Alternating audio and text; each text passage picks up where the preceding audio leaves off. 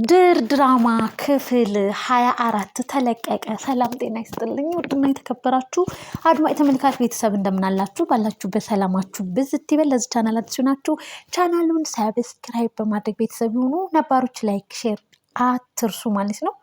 በባለፈው ክፍል እንዳየነውና እንደተመለከትነው ሲፋን እንግዲህ የነ አምናንን ቤት አቃጥላባቸዋለች ማለት ነው። ነገር ግን ሰዎቹ በህይወት ይተርፉ ይሆን ወይም ሲቃጥሉ ይሆን እያልን ሁላችንም እንግዲህ ያው ግምት ሀሳብ አስተያየታችን ስንሰጥም ነበረ ማለት ነው። ቤቱ በመቃጠሉ ቢያሳዝንም ግን እነሱ እንግዲህ በዛሬው ክፍል በህይወት ተርፈዋል። ማንም ከቁጥር የጎደለ የለም።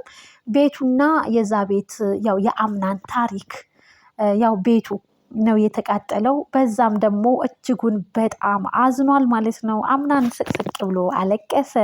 እናት ዛሃራም በጣም አልቅሰዋል ማለት ነው። እዛ ቤት እንግዲህ ለረጅም ጊዜ የኖሩበት የሰሩበትም ነው። እናም ያ ቤቱ ያው ታሪካቸውም ነው እና በጣም ልባቸው ተነክቶ እንግዲህ ስቅ ብለው አምናንም ሆነ እናት ዛህራም ሲያለቅሱም ነበር ማለት ነው። ሜርሲም እያስመሰለች ነበር።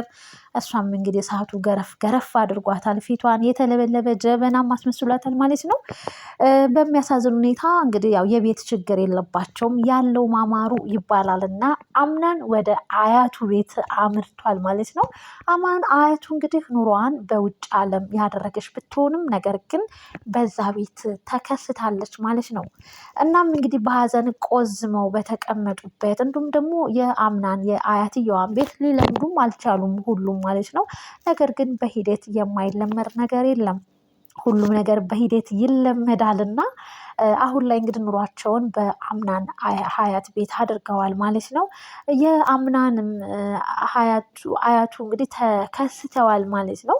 እጅጉን በጣም ደስ ተሰኝቷል። እንግዲህ አያቱን ሲያገኝ ፈገግ ብሎ ተቀብሏል ማለት ነው። አያቱን እንግዲህ በሚገርም ሁኔታ ሜርሲና የአምናን አያት ተፋጠዋል። የአምናን አያት እንግዲህ ለሜርሲ ጥሩ አመለካከት እይታም የላትም። ሜርሲ ሲጀመር ከራሷ ውጭ ማንንም አትወድም፣ አስመስላ ነው የምትኖረው። እናም እንግዲህ ሁለቱም ሳሎን ቁጭ ብለው ተፋጠዋል። መጽሐፍም እናንብብ እያሉ እንግዲህ መጽሐፋቸውን ገልጠው በአይናቸው እየተጎሸማመጡም ተመልክተናቸዋል። ደፍረው ግን ይህ ነው የሚባባሉት ነገር ባይኖርም ውስጥ ለውስጥ ግን እንግዲህ ነገር እያልጎመጎሙ ተመልክተናቸዋል ማለት ነው። በጣም የሚገርም ነው። እናም እንግዲህ የነ አምናን ቤት በመቃጠሉ ሁሉም ሰው አዝኗል። ብሌን እጅጉን በጣም አዝናለች። ልቧም ተነክቶ እንግዲህ እጅጉን በጣም ብቻዋንም ቁጭ ብላ እንግዲህ ብዙ ውጣ ውረዶችን ስታይም ስታስተውልም ተመልክተናታል ማለት ነው። እናም ያንን ቤት መልመድ ያው ግድ ሆኖባቸው እንግዲህ መኖርን ጀምረዋል ማለት ነው። ብሌን እንግዲህ ወደ ሳሎን ተከስታ አምናንን አያት ሰላም አያቴ እንዴት ነሽ በማለትም እንግዲህ አምናን አያት ለሁሉም አያት ነች እና አያቴ እያሉ ነበር ሲጠሯት የነበረው። ደስ የሚለው ነገር ግን ለልጆቹ ጥሩ አመለካከትና ጥሩ ፊትም አሳይታቸዋለች ማለት ነው። እናም የማንሽ ደግሞ አንቺ ቆንጅዬ ብላም እንግዲህ የአምናን አያት ብሌንን ስጠይቃት ነበረ። የአምናን ሚስት የቷነች ባለቤቱ በማለትም ቆይ ልጥራትና ተዋወቂያት በማለትም እንግዲህ ሂጂና ጥሪያት ተብላም እንግዲህ ብሌን ታዛ ጂሪን ሄዳ ጠርታታለች ማለት ነው። ጂሪም እንግዲህ አለባበሴን ላስተካክል ላሳምር እያለች እንግዲህ ያው በተጠራችበት መሰረት በሳሎን ተከስታ እንግዲህ እሷንም ጥሩ እይታም አመለካከትም አላት። ነገር ግን እዚህ ሳሎን ምንም የምንነጋገረው ነገር የለም፣ ነይ ተነሺ መኝታ ክላሴ የማወራሽ የምነግርሽ ነገር አለኝ በማለትም ከሜርሲ ፊት ብድግ ብለው ወደ መኝታ ቤትም አምርተዋል ማለት ነው። መኝታ ቤት ገብተው እንግዲህ ተፋጠጡ እና ጂሪም ምን ልትለኝ ነው አያትየዋ በማለትም እንግዲህ በጉጉ ስትጠብቅ ነበር። የሚገርመው ነገር ግን ጂሪ የምትመኘውን ነገር እንግዲህ አያትየቱ መስመሩን እንግዲህ ከፍታላታለች ማለት ነው። እድሉን ተጠቀሚበት ብላታለች። አምናን የማንም ሰው መጠቀሚያ የማንም ሰው ማረፊያ መሆን የለበትም። ያ ማለት እንግዲህ ሜርሲ መታ እነሱ ቤት ነው የተቀመጠችው እና አምናንና ሜርሲን ልታጣያቸው ይገባል። እነሱን ካጣላሻቸው ይህንን ቤት በስምሽ አደርግልሻለሁ፣ ተባለች ጅሪ አምናንን የፈለገችው ለሀብት ለድርጅቱ ብላ ነው። እናም እንግዲህ አያትየቱ ደግሞ ጅሪ የምትፈልገውን ነገር በግልጽ ነግረዋታል። አንቺ አድርጊው፣ አሳኪው አምናን ለሜርሲ ያለው አመለካከት እንዲቀየር እንዲጠላት ካደረግሽ ይህንን ቤት በስምሽ አደርግልሻለሁ ተብላም እንግዲህ ጣሪያ ግድግዳውን ሰማይ ምድሩን እንግዲህ በደስታ ተውጣ ጅሪ በጣም ደስ ተሰኝታ ተመልክተናታል። እና አትቸኩይ በማለትም እንግዲህ የአምናን አያትም ሲነግሯት ነበረ። እናም እንግዲህ ጅሪም ህልሟም ሀብት ንብረት ነው። እናም ይሄ ቤት በቃ በእኔ ስም ይሆናል ማለት ነው በማለት አያትየዋን በተደጋጋሚ ስትጠይቅ ነበር። እንግዲህ ውጭም ወጥታ በቃ ይሄ ግቢ ይሄ ቤት የኔ ነው በቃ እያለች እንግዲህ እንደ ህፃን ልጅ እየቦረቀችም ተመልክተናታል። በጣም ይገርማል። እናም እንግዲህ የአምናን ጓደኛ ቃል ተከስቷል እዛ ቤት ማለት ነው። እናም በሆነው በተፈጠረው ነገር ሁሉ አብረው አዝነዋል። አንተ ከጎኔ ባትሆን ማን እኮ በቃ ነፍስ እኮ አይሰራብኝም ነበር እያለ አምናንም ጓደኛውን እያመሰገነው ተመልክተናል ማለት ነው። አለው ከጎኔ ሁሌም ወንድሜ እኮ ነክ እያለው ነው ማለት ነው። እናም እንግዲህ በጣም በሚገርም ሁኔታ እናት ዛህራም በሆነው ነገር አዝነዋል። ሲቀጥል ደግሞ ሌላ ኪችን መልመድ ለራሱ ከብዷቸው ስቅስቅ ብለው እያለቀሱ እንደ አምናንም በቃ እኔ መልመድ አቅቶኛል ሁሉ እያሉም እንግዲህ ሲናገሩ ነበረ። በጣም የእናት ሰማህ እንደዛ አልነበረም ውለታዋ፣ ቤቱም ተቃጠለ፣ ውለታም አለብኝ እያሉ እንግዲህ አምናንን እያወሩት ነበረ።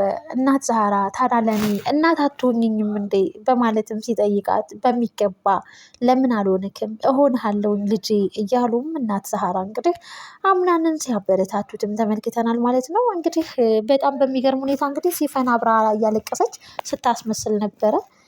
እውነት አስመስሎ መኖር እንዴት እንደሚያስጠላ እንግዲህ በድር ድራማ ላይ ተመልክተናል ማለት ነው። ምንም በሰዎቹ ዘንድ ምንም ነገር የማያውቁ መልካም ሰው ሆኖ ግን ውስጥ ለውስጥ ደግሞ እንደዛ አይነት ተንኮል አስመስሎ ምቀኝነትን ስራ መጥፎን ስራ ሰውን እየበደሉ አንድ ላይ አስመስሎ መኖር እጅጉን በጣም እንደሚያስጠላና እንደሚያንገሸግሽም ተመልክተናል። ሲፈንን አይተናል ማለት ነው። ሲፈንና ሙስጠፋም ተፋጠዋል። ለምንድን ነው ሳትነግሪኝ እንደዛ አይነት ነገር ያደረግሽው በማለትም ሙስጠፋ ተናግሯት ነበረ። እናም እንግዲህ ሙስጠፋ ሲፋን ሜርሲ በሳሎን አንድ ቦታ ቁጭ ብለው ሜርሲና ሙስጠፋ ከዚህ በፊት ያው ትውውቅነትም አላቸው።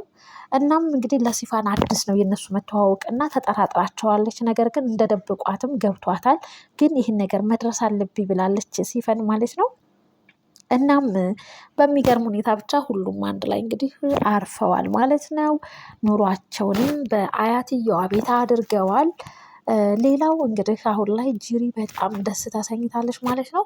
በስተመጨረሻ እንግዲህ ጅሪ ብሌን ምን ገጥሟት ነው እንደዛ የተኛችው? ጅሪ አይታታለች ከዚህ በፊት እንግዲህ ንግግራቸው ከዚህ በፊት እንግዲህ ጅሪና ቃል የአምናን ጓደኛ ብሌንን በጣም እንደወደዳትና ልቡ እሷ ላይ እንዳረፈ እንግዲህ ጅሪና ቃል አንድ ላይ አውርተው ነበረ። ጅሪ አምናን እንደምትፈልገው ተናግራለች ለቃል፣ ቃል ደግሞ ብሌንን እንደሚፈልግ። እናም እንግዲህ አሁን ላይ ብሌን ምን ገጥሟት ነው የተኛችው? በዛ ግቢ ውስጥ እንግዲህ ቃልም ነበረ። እናም ጅሪ ስታያት እጅጉን በጣም ደስ ተሰኝታ በደስታ ተውጣ እንግዲህ ወደ ብሌን እየቀረበችም ተመልክተናታል። ለቃል ልታሳውቀው ነው ብሌን ብቻ ምን ገጥሟት ነው ብሌን እዛ ጋር እንደዛ ተዘርራ የተኛችው? በጣም የጅሪ ደግሞ ደስታ ከምንስ የመጣ ነው? የሚገርም እና ልብ አንጠልጥል የሆነ ፓርት ላይ እንግዲህ ድራማው አልቋል ማለት ነው። እንግዲህ በቀጣይ ክፍል ብሌን ምን ቢገጥማት ነው እንደዛ ተዘርራ የተኛችው? እናም የጅሪስ ደስታ ከምን የመጣ ነው? አድማጭ ተመልካች ቤተሰብ እንግዲህ በስተመጨረሻ ላይ የሚገርምና የሚያስደነግጥ ነገር ተመልክተናል። ብሌን ተዘርራ ተኝታ ጅሪ ደግሞ ወደ ብሌን የሄደች ብሌን ተዘርራ በመተኛቷ ብቻ በጣም ፊቷ ላይ ደስ የሚል ነገር ጅሪ ላይ ተመልክተናል። እንግዲህ ብሌን ምን ገጥሟት ነው እስኪ ሁላችሁም ግምት ሀሳብ አስተያየታችሁን በጋራ አጋሩን ማለት ነው። በቀጣይ ክፍል ደግሞ እስክንገናኝ ድረስ ባላችሁበት ቸር ሰንብቱ። ለዚህ ቻናል አዲስ ሲሆናችሁ ቻናሉን ሰብስክራይብ ማድረጋችሁን አትርሱ። እንዲሁም ደግሞ ላይክ ሼር አድርጉ። ነባሮች ስለምታበረታቱኝ አመሰግናለሁ። በቀጣይ ክፍል ብሌን ምን ገጥሟት ነው ጄሪስ ይህን ያክል በደስታ እንግዲህ የተዋጠችው ምን ብታይ ነው የሚለውን ደግሞ በቀጣይ ክፍል አብረን የምናይ ይሆናል። ለዛሬ የነበረን ቆይታ የክፍል 24 ድራማ ይህን ይመስል ነበር። በቀጣይ ክፍል እስክንገናኝ ባላችሁበት ቸር ሰንብቱ። ባይ ባይ ውድ ቤተሰብ።